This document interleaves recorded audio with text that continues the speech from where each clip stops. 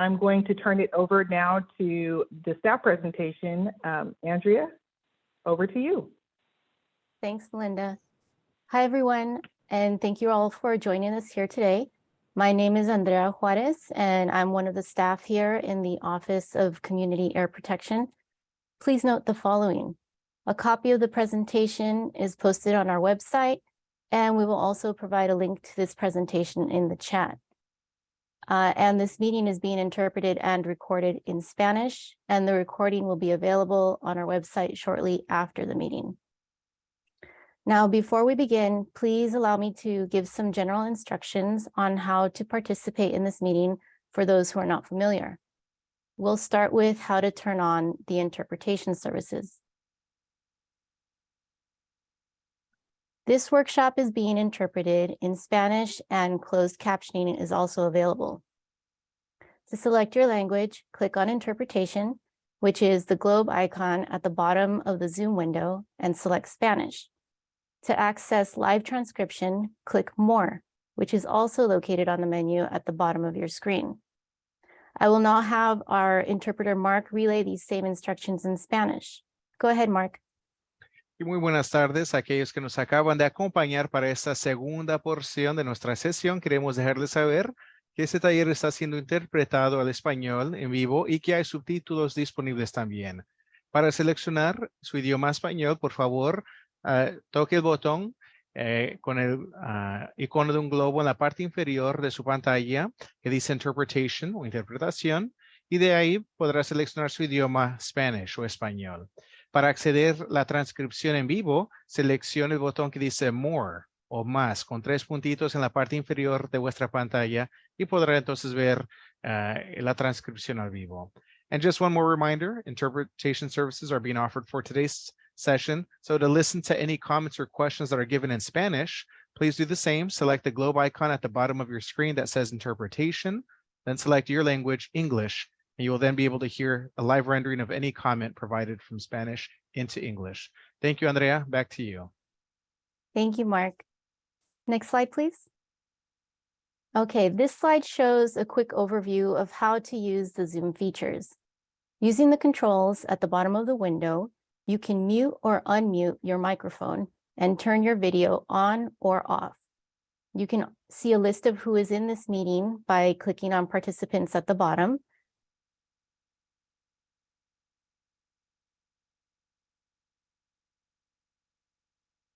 And you can also rename yourself here as well as raise your hand. You can also view the chat room by clicking chat. The chat feature is a great way to ask questions or add comments without interrupting the speaker or person presenting. I'm sorry, I'm having some issues with audio. I'm hearing Mark translating at the same time. Can we move him into the correct channel?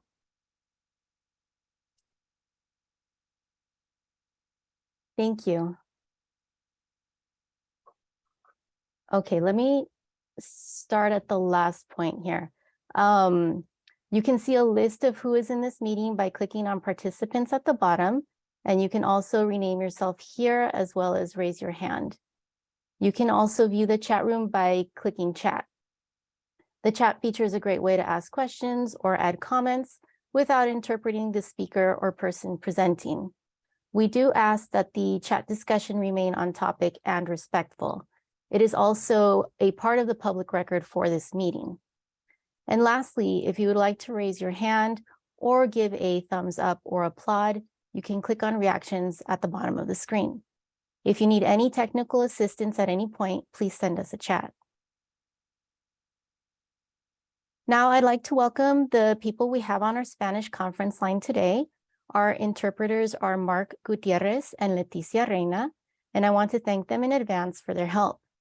If anyone needs to join this conference line, the phone number and participant passcode are listed on this slide. We do ask that you please mute yourself during the presentation. You can mute yourself on the conference line by pressing *6, or you can also use the mute feature on your phone. At the end of our presentation, we will have an opportunity for questions and answers. During that time, you can unmute yourself on the conference line and let the interpreter know that you have a question, and your question will be passed on to us. During today's presentation, we will be providing an overview of the Community Air Protection Program, as well as a snapshot of where the AB 617 communities are in their plan development or implementation. We will then go over the community recommendation and selection process.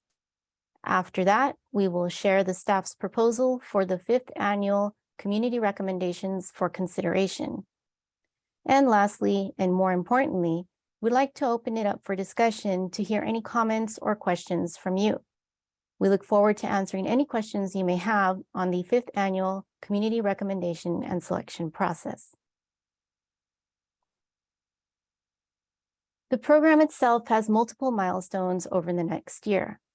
We have learned a lot over the past 4 years that we need to reflect in the statewide strategy to implement the program. This is the blueprint. We are required to update the blueprint every 5 years. To meet our statutory deadline to update the blueprint, we will be continuing outreach and engagement from now until September 2023. In February of 2023, we will conduct our 5th annual community selection process and recommend new AB 617 communities to our board to join the program. We will also provide the board a draft annual AB 617 program progress update. We will be taking public comments before finalizing this update report. And finally, we are tracking the implementation of Air District Expedited Best Available Retrofit Control Technology schedules on our webpage. Districts are expected to implement BART on industrial sources by December 31st, 2023. Now, let us go over some key elements of our program.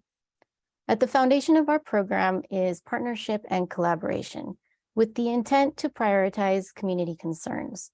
The program blueprint calls for centering community voices in the process to better understand communities and their air quality priorities. AB 617 requires CARB and air districts to use existing authority, including enforcement and rulemaking authorities, to implement the program. CARB and the air districts work in partnership to coordinate AB 617 efforts with communities to maximize program impacts. Also, a key part of our work is building community capacity to better engage in air quality decision-making. Capacity building also applies to government. We know we need to build our own capacity to more effectively engage with communities. We provide several tools and resources to help build capacity that includes training, increased accessibility of information, online data and resource tools, and our Community Air Grants program.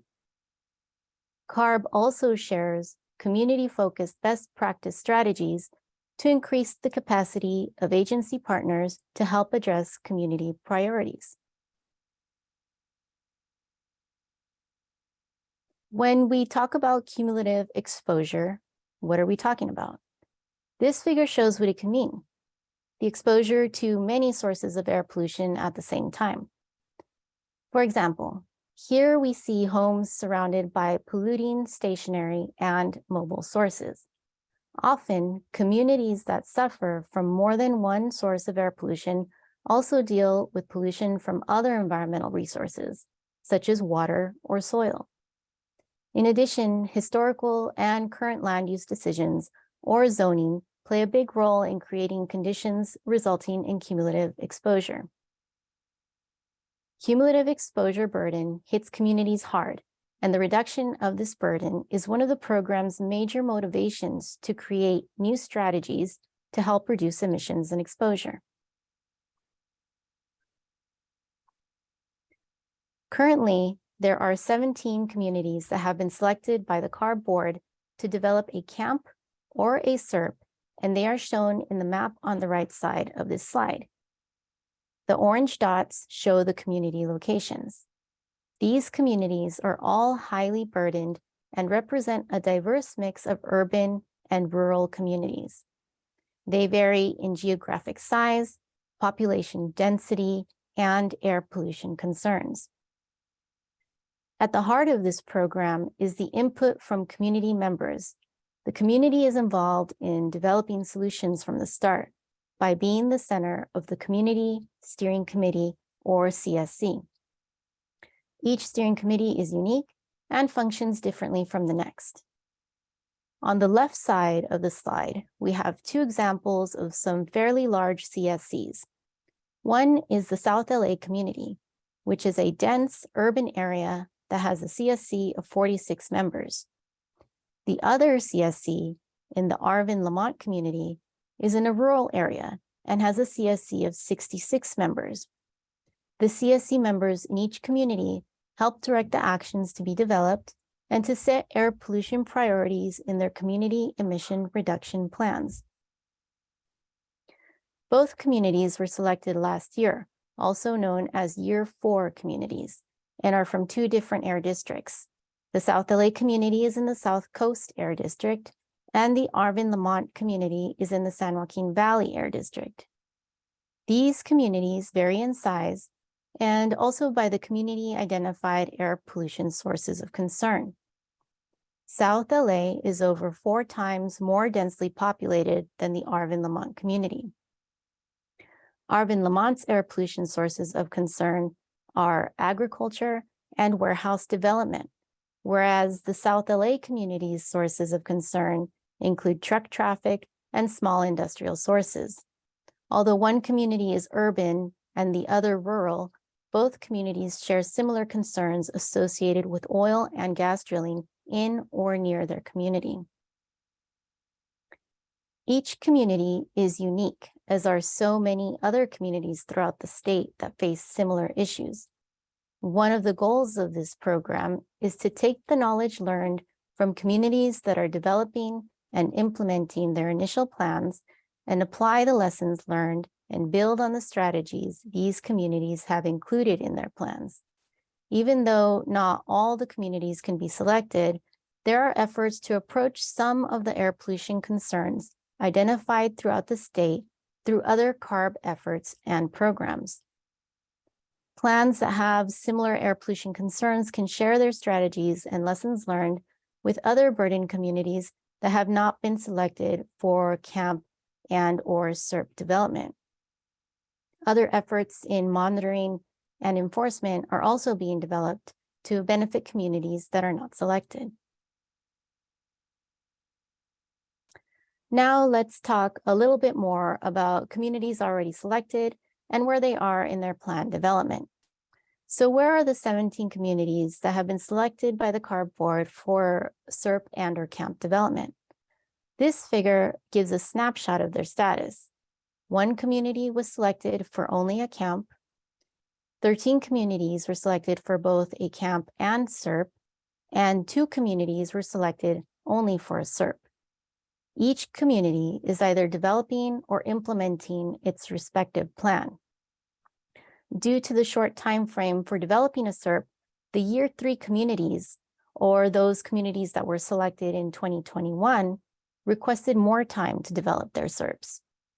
The communities that were the first to be selected in 2018 are now in their 4th year of implementation.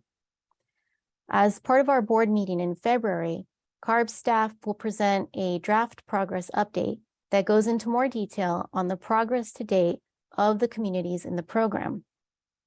And we will be taking comment on the draft and finalizing that update in early 2023. For those familiar with the program, this slide may look familiar to you.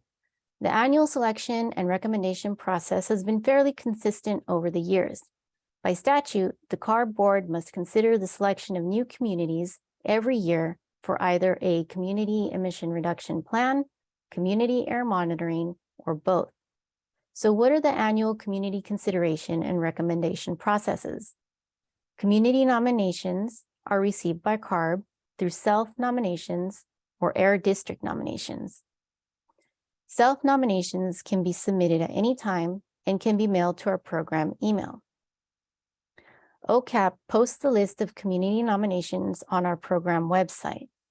The website lists all communities that have been nominated since the beginning of the program.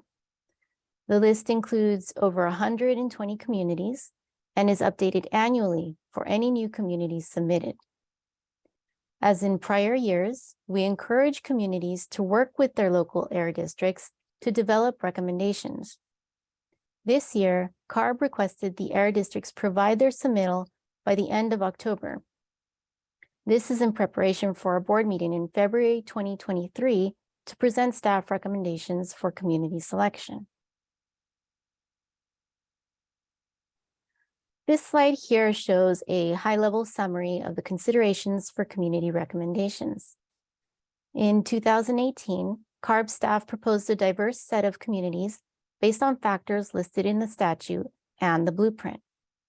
Some of these factors included exposure to air pollution, number of sensitive receptors, and vulnerability measures.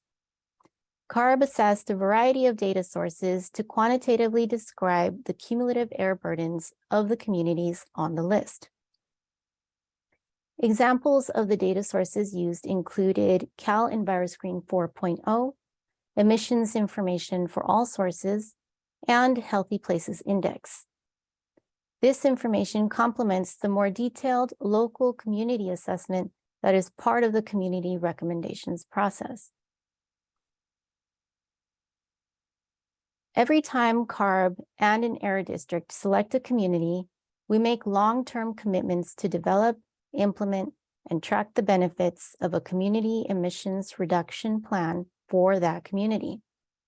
Every year, CARB must also consider the continued financial support needed for newly selected communities, while recognizing the continued need to support the existing community plans with resources. This limits the resources for the air district to take on new communities. This is one of the biggest challenges with the current model of community selection. The funding for the implementation of the program has been stagnant for 5 years, and yet more communities are added every year to these long-term commitments. This year, with the passage of Assembly Bill 179, up to $10 million was included for new CERP development in the program budget. These funds will be allocated by CARB to air districts for the 22-23 and possibly into 23-24 fiscal years.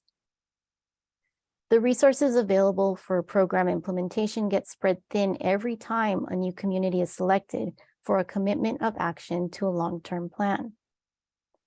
CARB and air districts must also continue to look for creative ways to bring resources to communities in other ways.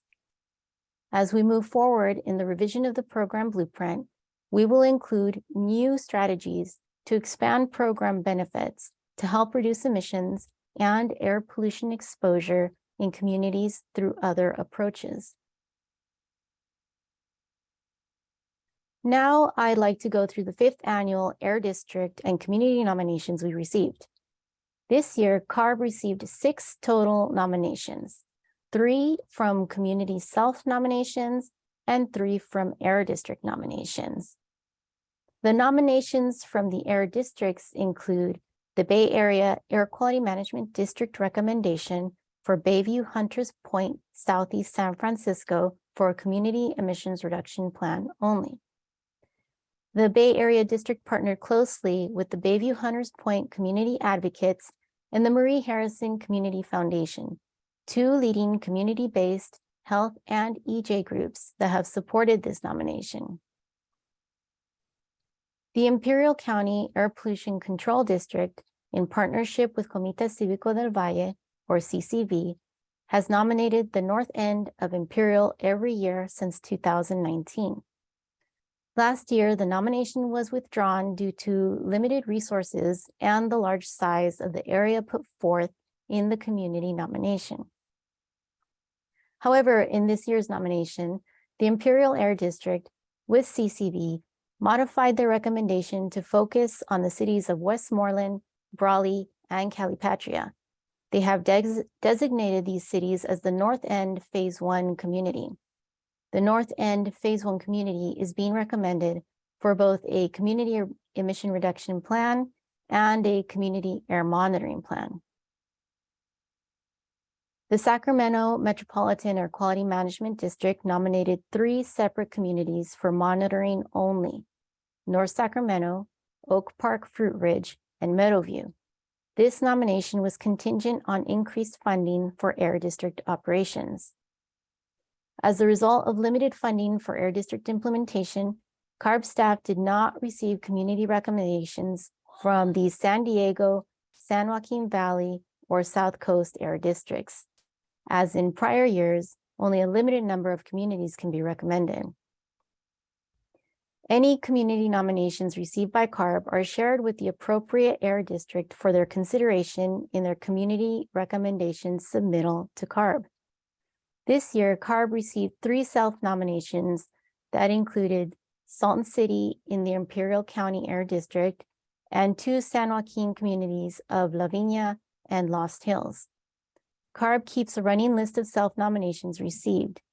To date, there have been over 120 distinct communities nominated, with some communities renominated from year to year and already included on the list.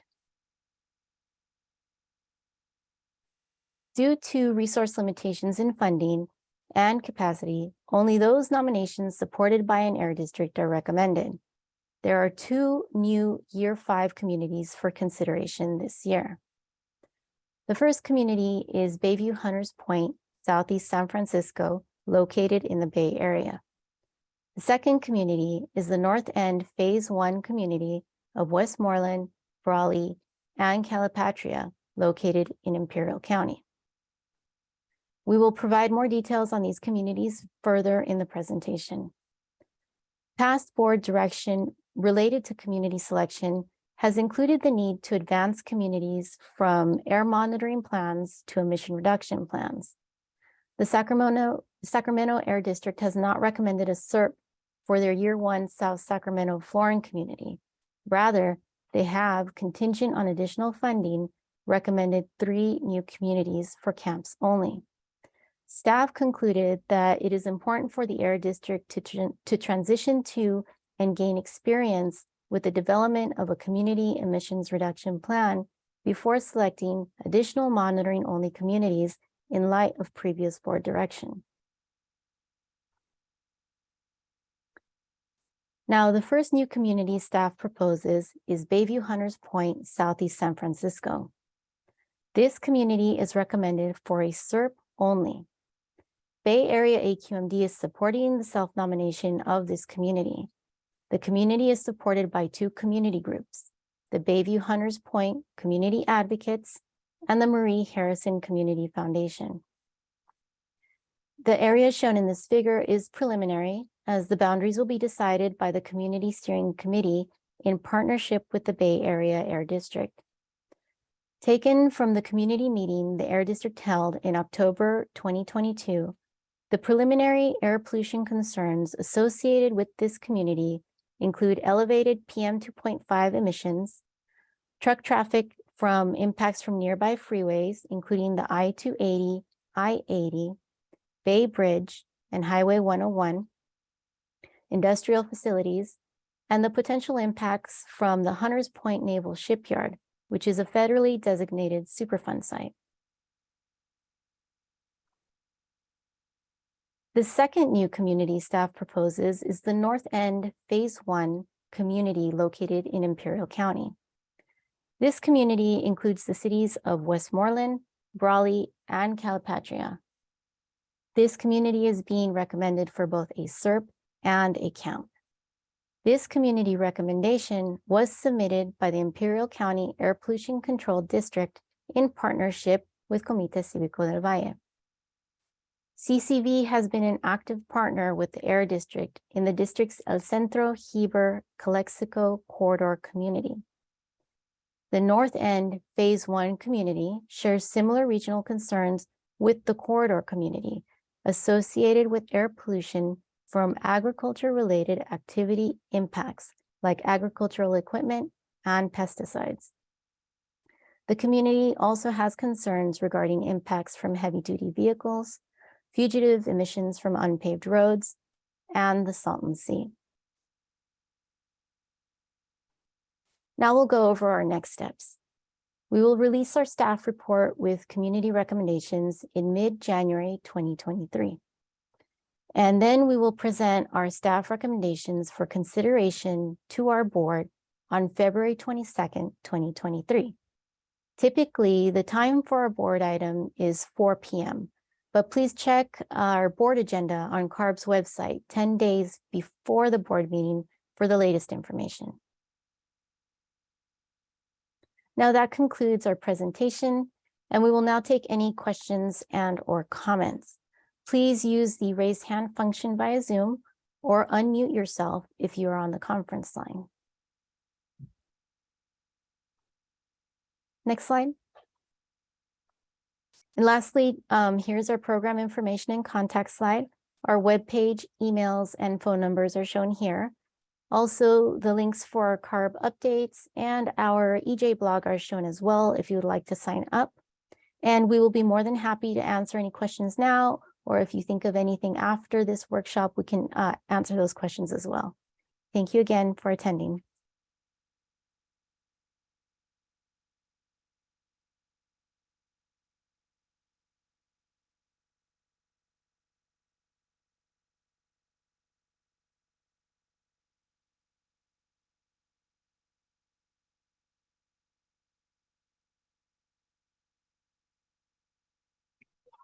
Thank you, Andrea. I want to also just again reiterate, if you guys have any questions, please feel free to go ahead and ask us now or throw anything in the chat. Or again, we do have contact information on this slide here that you can also utilize for questions as well. So we'll continue to stay on hold, and if anything crops up, please feel free to ask us and let us know. Thank you.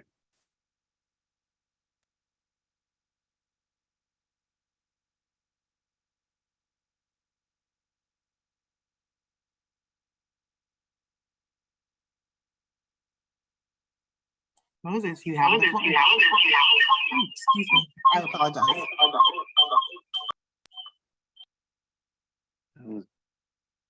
That was funky. I like it.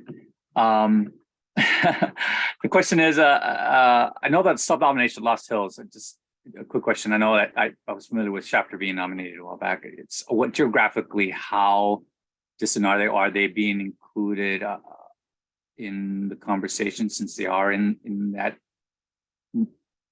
AB 617 community already? Oh, sorry, did you say Lost Hills was in the Arvin Lamont community?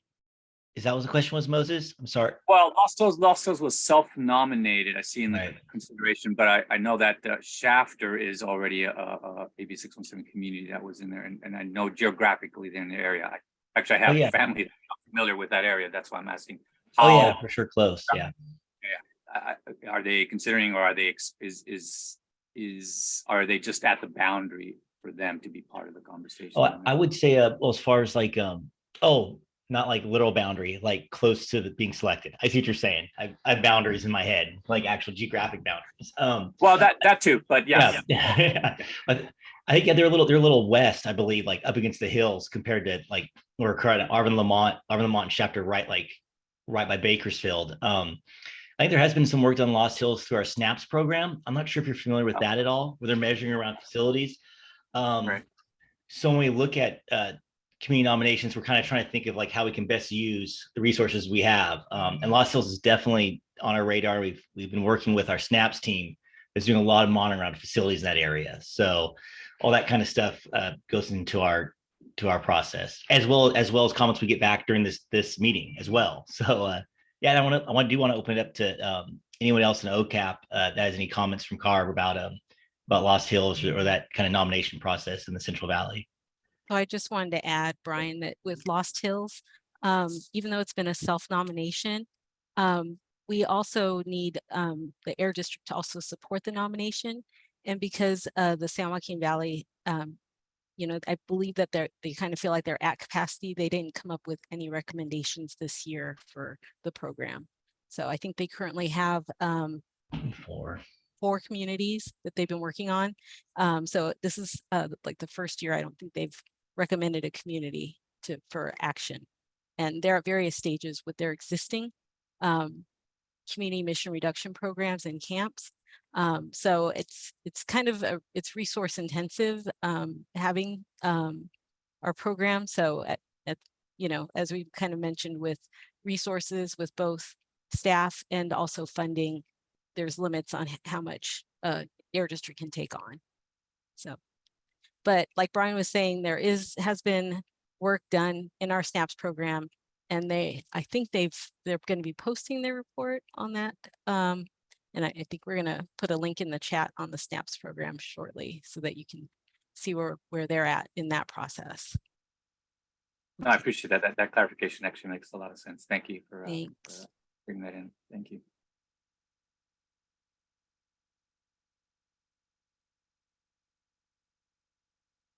Go ahead, Lily.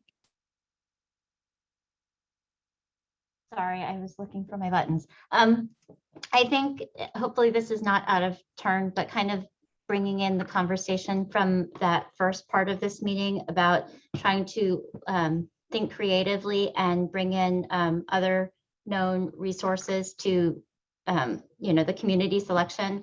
So I see some of the sister agency partners here too that I've worked with at BachMed, and just with Cal EPA as an entity, knowing that Bayview Hunters Point already has some work that's being addressed. I think that what would be helpful would be kind of this schematic in my mind anyway of thinking how to prioritize, recognizing there's a naval shipyard there that is under federal jurisdiction.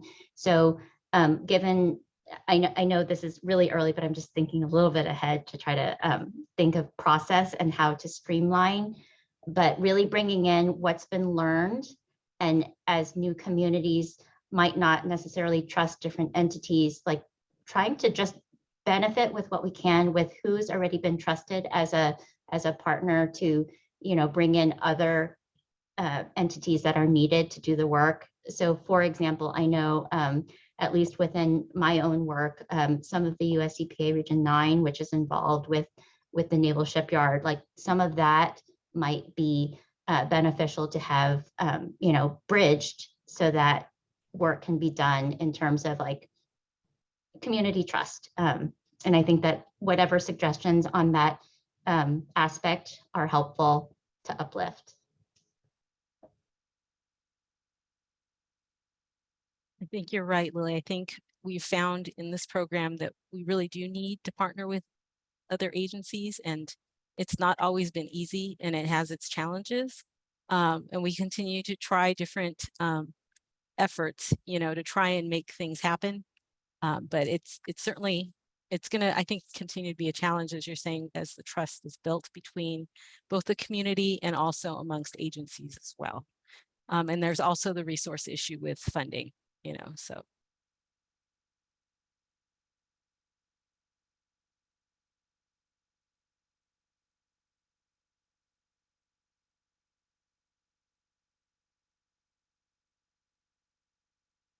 I think somebody had a question in the chat about, let's see, were the 3 communities that are recommended for camps. See if I can find that question.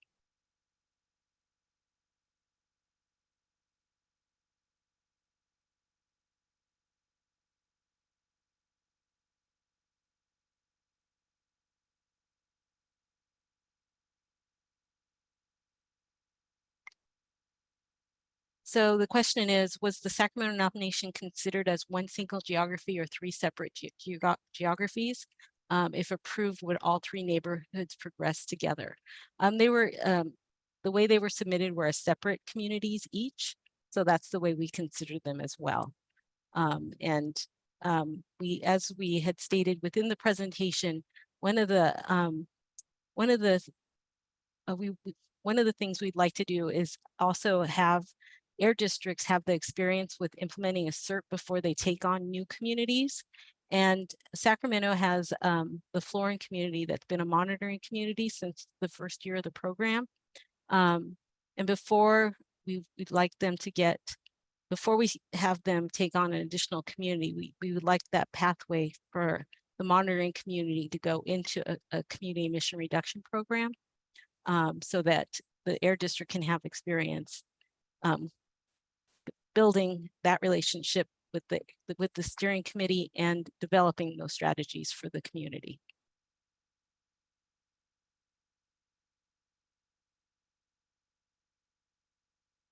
I would just add to that, Adrian, that the letter from SAC Metro nominating those 3 communities for monitoring only was also contingent on them receiving more operations funding or more resources really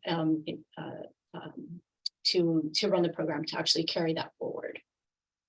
And although this year we did receive, thankfully, an additional $10 million from the legislature, it was specifically tagged or came with a big string, which was that $10 million needed to go to generate new community emissions reductions plans. In other words, not limited to monitoring communities, if that makes sense.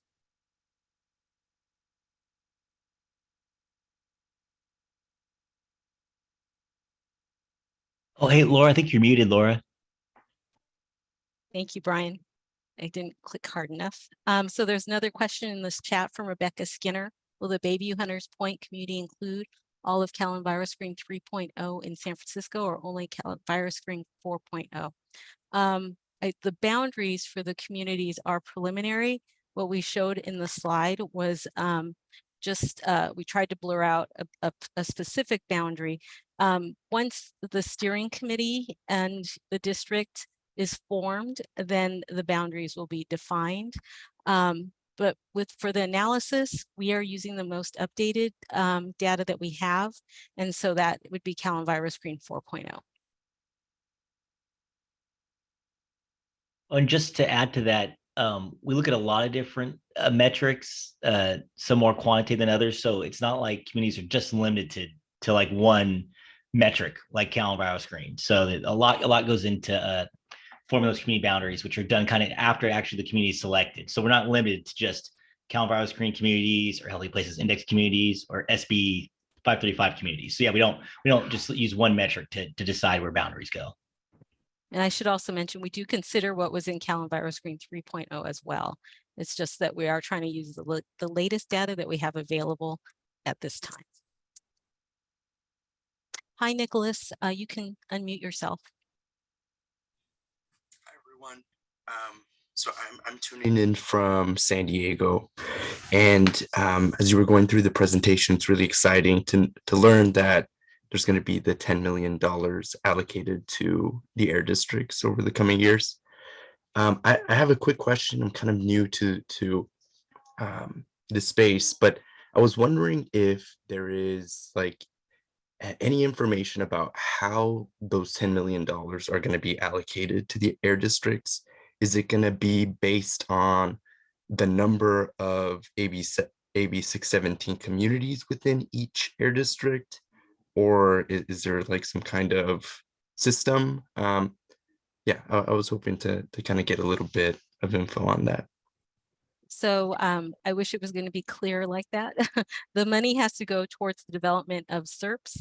And I think one of the things that we want to look at is where there's been gaps in like the last couple of years, air districts have taken on new communities without additional funding. And we recognize that there's been like a resource issue just from like the beginning. And so we want to try and use that money to fill some of those gaps where there is a need. I think Delda can speak more to what the plan is, but that's what my understanding is of how we intend to use that money. Well said, Laura. I really don't have anything to add at this point.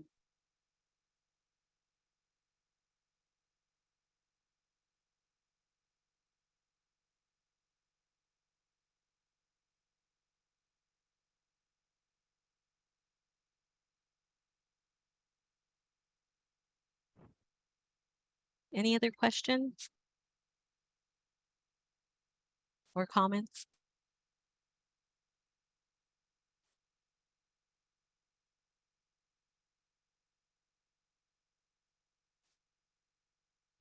I do want to mention a couple things. I don't know if folks are familiar with kind of like some of the nominations that we've gotten over the years. One of them has been Lavinia, and one of the things that we're kind of excited about is that CARB was able to get, we applied for the American Rescue Plan for air monitoring, and we were able to get funding for that. And Leadership Council helped by supporting that effort. And we're thankful for that, to do pesticide monitoring in their community. So that was just I think like a month ago that we got word on that. So we're excited about that.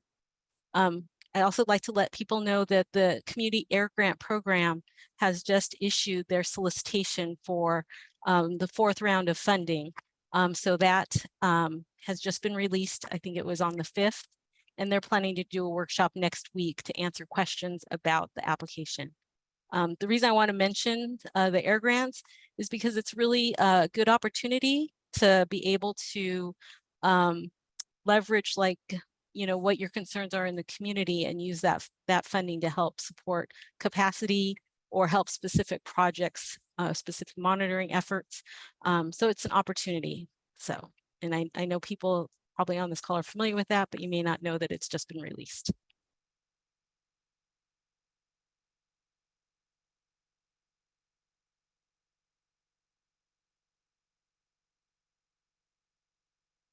Laura, could you share that link to that grant? Is there a link on the website for that, for the granting? Yes, definitely. Thank you.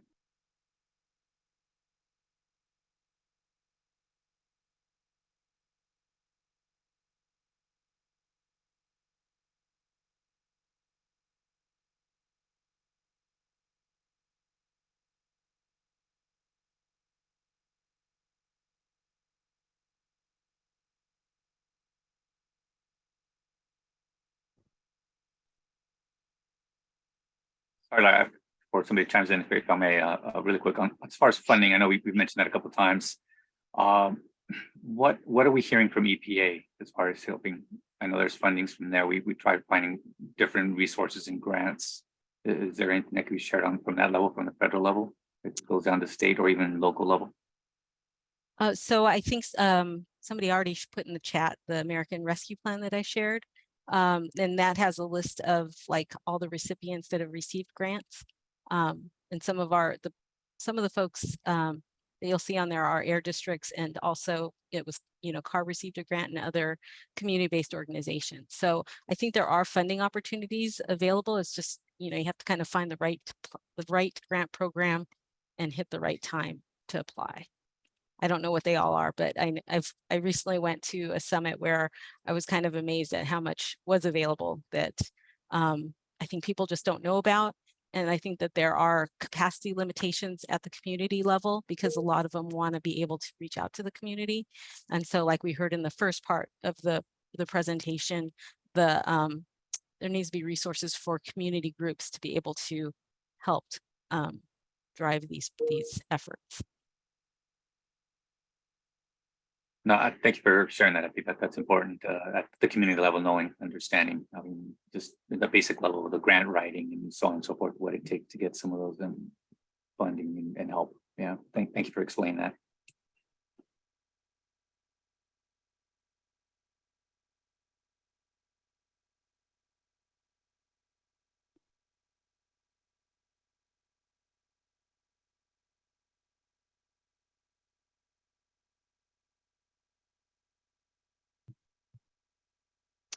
Well, if anybody thinks of any questions or has comments or needs information, our contact information again is on this slide here. And then I welcome people to contact me directly. We do check the community air email, but it's kind of nice to just, talk to people directly or email directly. Kind of missing that in the work at home environment, I think. So encourage you to contact me or anyone on this list if you have questions or comments.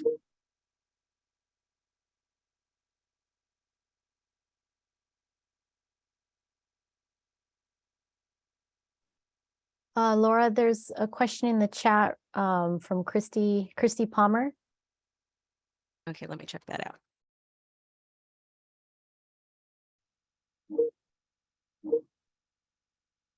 I think I see the comment, and I may need to go look at the link myself also, but I think in that incentives dashboard tool, there's a way to actually filter out and see which districts and communities are spending which funding on which types of projects. Am I answering your question, Kirsty, or was there another element to that? I want to make sure that we're complete in responding to that. And just to let you know, just using that tool, it takes a little bit of kind of trial and error. So I just want to say, I think Kirsty's talking about our community Airgrounds and wanting to know the status and how to learn more about individual grants that have been awarded. On our Office of Environmental Justice webpage, there are links that hopefully staff can share where you can see sort of for every year of the Community Airgrounds program, you can see a summary in abstract form of the project that was awarded. And for this year, as Linda said, we just now put out the request for the applications for this next amount of funding, which is for $10 million. So once that's gone through the process next year and has been awarded, there will also be summaries for that grant. But, you know, we do have a few minutes and we do have some time. Switching gears back to the incentives dashboard. If there's interest, I wonder if someone on the team could maybe open up that incentives tool, and maybe we could do a quick demo of it just to help folks understand, you know, another way to find information about how the 617 program is actually how those dollars are actually being spent on the ground. Because as Laura was saying, it is a little bit slow sometimes, but we do want to at least give you the basics. Any interest in seeing a quick demo?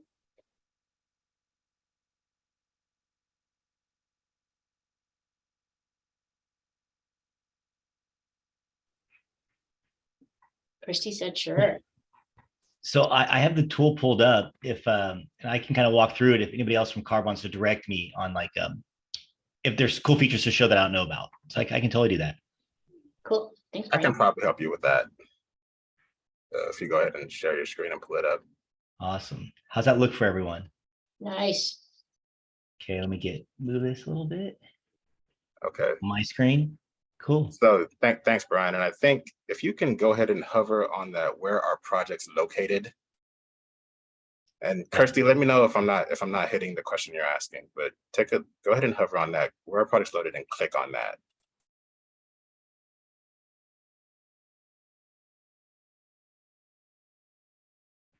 And this takes you to a rendering of the map showing each community that is getting CAP incentives. And you see the project source categories are highlighted in color there. So you see which color is related to what. And as you can see with Brian, if you hover over it, you can actually see a little bit more detail on that particular source category as well. There's Brian, do you see that kind of drop down there that says all? So if you click on that, you can choose which community you want to get more detail on. And you can choose any of those, Brian.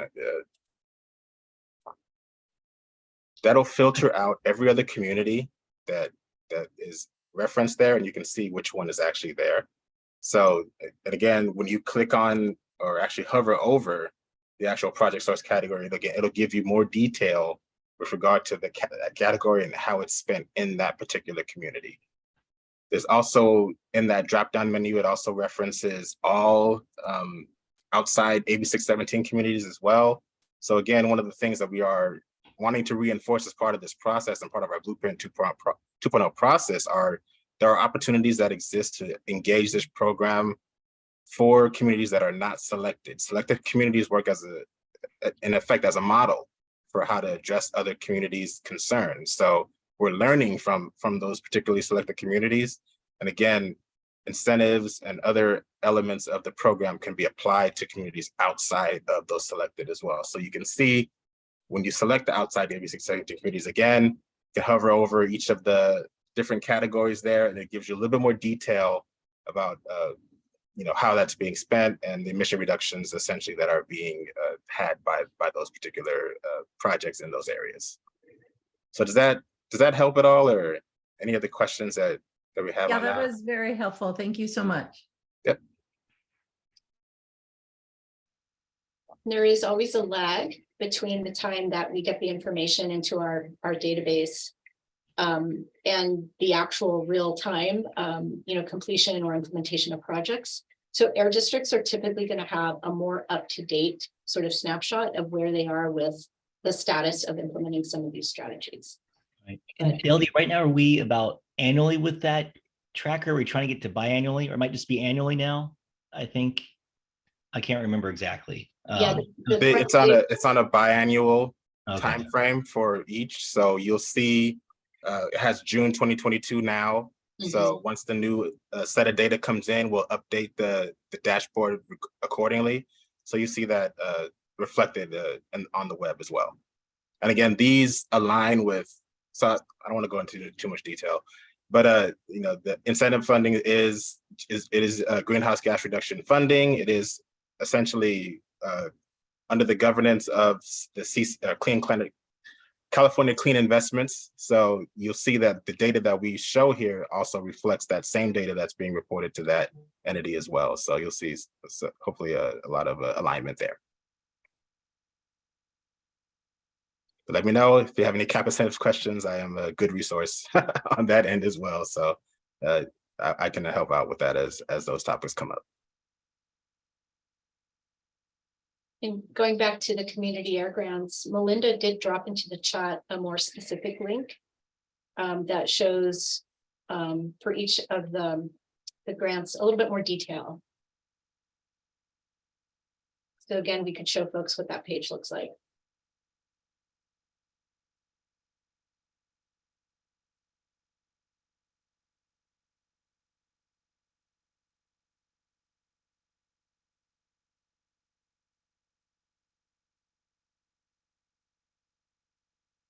Thanks, Brian.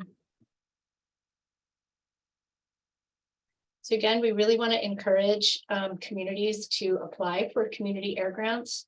I do want to pause here for a moment and make sure to let everybody know that in the request for applications, for the first time, we included a new type of project where community partners can come together and write what we are calling a local community emissions reduction plan. So this is a new category, and we modeled it after a grant that was awarded last year that went to a coalition of coalition groups in the San Joaquin Valley. That coalition of groups that included some groups that I'm sure are familiar to many of you, the Central California EJ Network, Central California Asthma Collaborative, and the Central Valley Air Quality Coalition, had gotten together and actually had received grants in the past that helped them deploy their own monitoring and develop their own monitoring data to help prioritize concerns.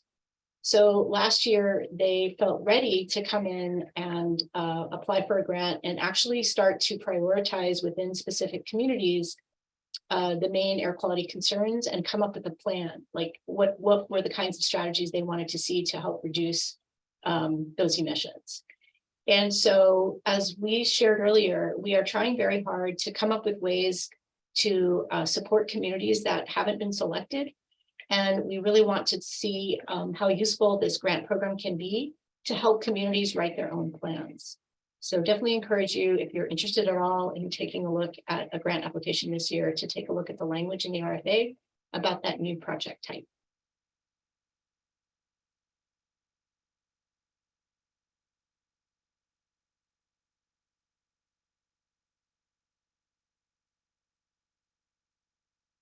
And this is just an example of the information you can get from that table, which is pretty cool. The scope of work of each project is posted.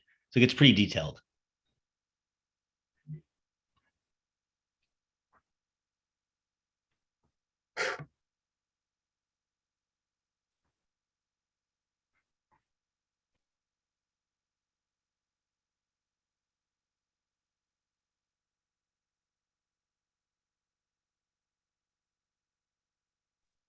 So just to make sure I understand this correctly, this is Kirsty Palmer speaking.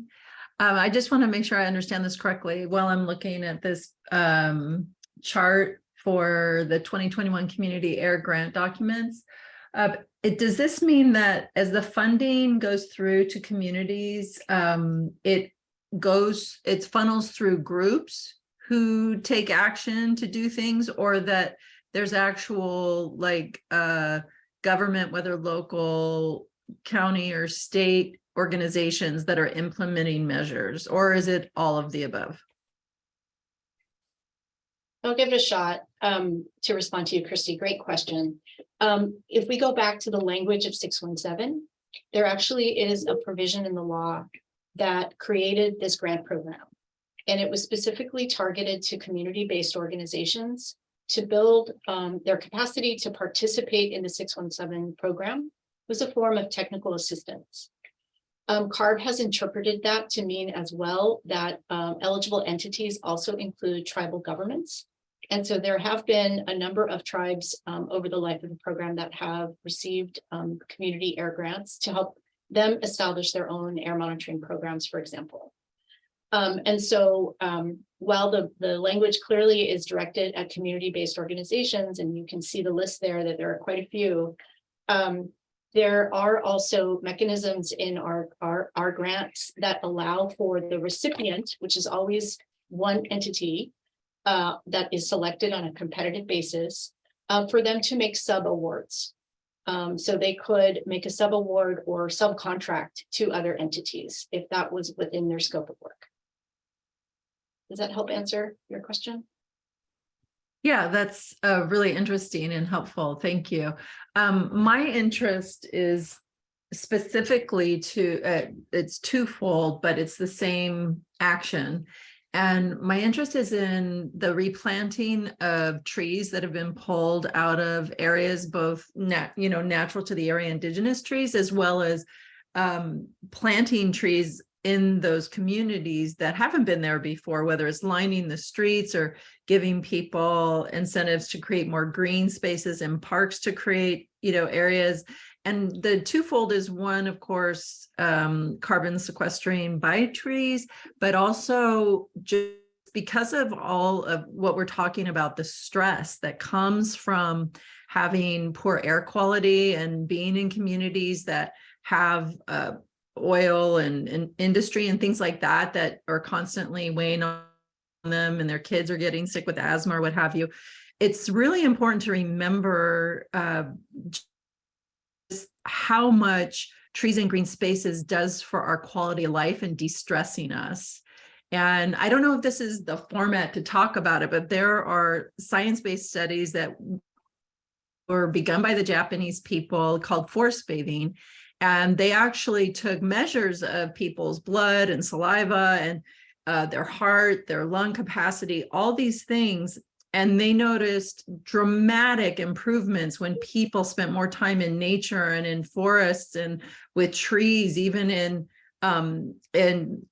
natural park areas, that their health improved in studies that they were taking before and after, and how many days and hours they spent there and so forth. So it's a really important element that often gets forgotten in plans like this because we're so focused on, specific emissions and what companies can do to reduce it, and all that's wonderful and great.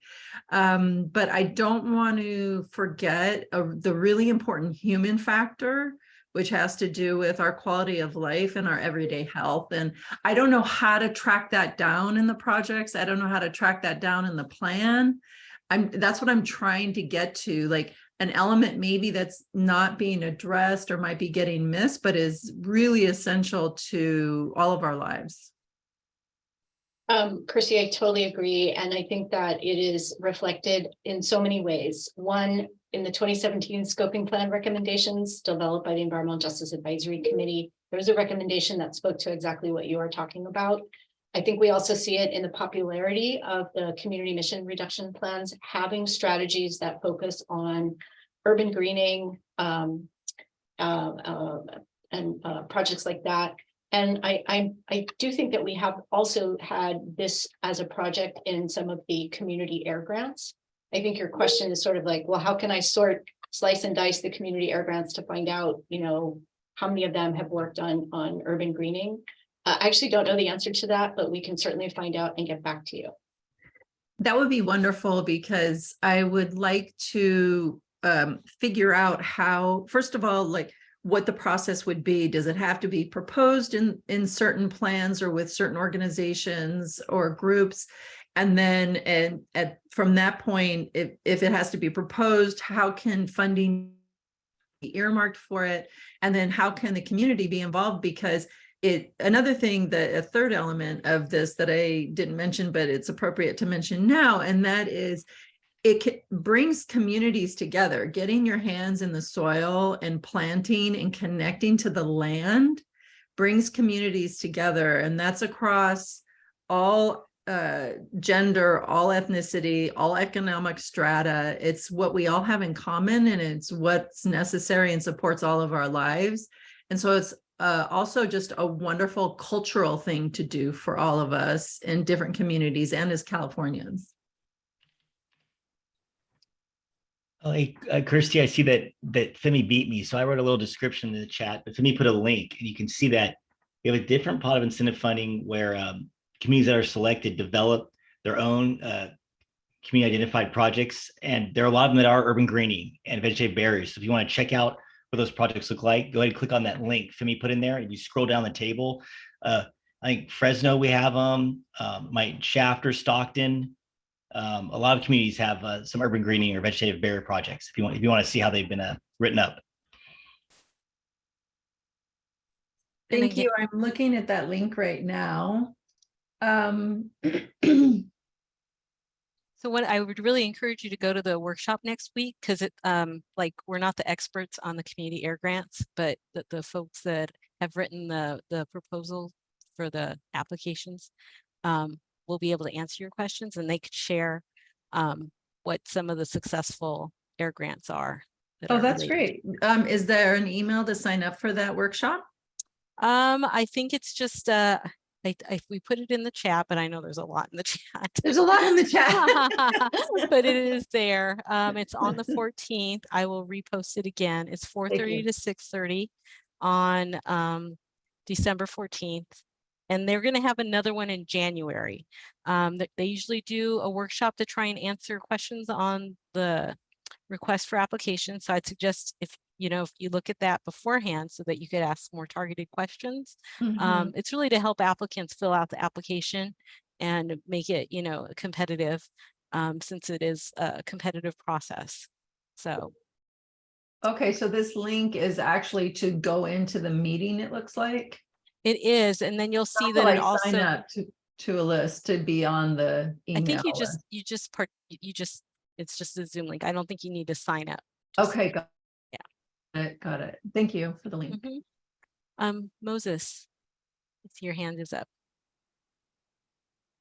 Yeah, just to build off Christy's comment, there have been conversations that I've been meeting here with our local metro agency, and that's come up quite a bit as far as green spaces. I'm not sure if you see the background here. This is the city of Paramount here, where there's actually no green, if people can see that. And that's been a big part of the conversation as well. So as far from CAR's perspective, if agencies like that, for example, our local metro, are the bus company, so if you will, are looking to say, put trees next to bus stops or green up those areas to then start increasing the green landscape. Is that something that's been spoken of or considered in CARB as far as funding or supporting in the community? I think if it was in a community that's been selected, it could be a community identified project. That's one pathway. And then another pathway, I think, is also through this community air grants. And again, you have to look at the requirements of the community air grant, and I can't speak to all of them. I know about the program, but I'm not an expert in that. So I strongly encourage you to go to that, because there's 10 million for this round of funding. Depending on the project, there's like a $300,000 cap on some of them. But it's certainly a worthy, it's a worthy project. So how you're talking about it. So it is available. And there are also Cali PA managed environmental justice small grants that potentially could support this kind of project.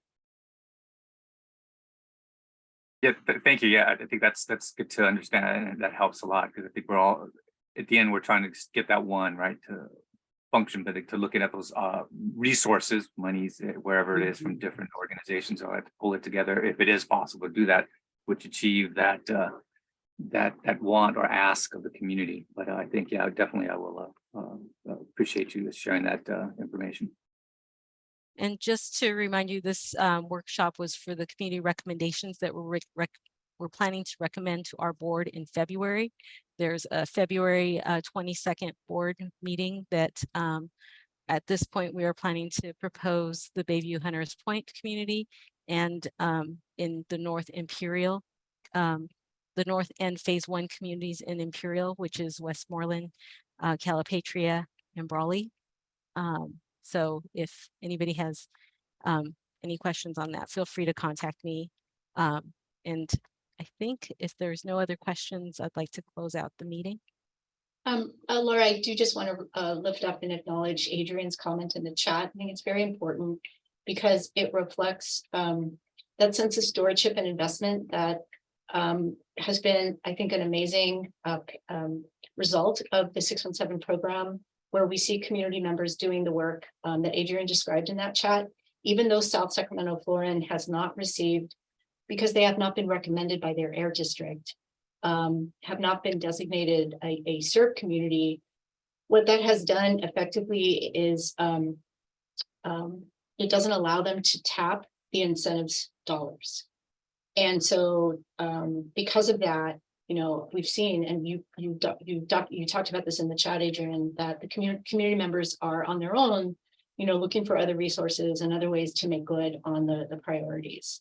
So I just wanted to lift that up. And you know, I wish we could have some more flexibility, but I also just want to say our board has told us loud and clear that they want to see that communities that have come in as monitoring communities then get advanced. But we do rely on the air district to do that.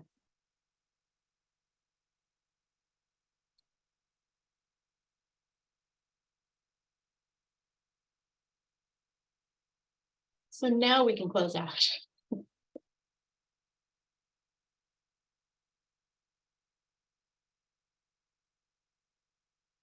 Laura, you're muted. I'd like to thank you all for joining us this evening, and I'd like to close out this meeting. And we appreciate your joining us this evening, and have a happy holidays.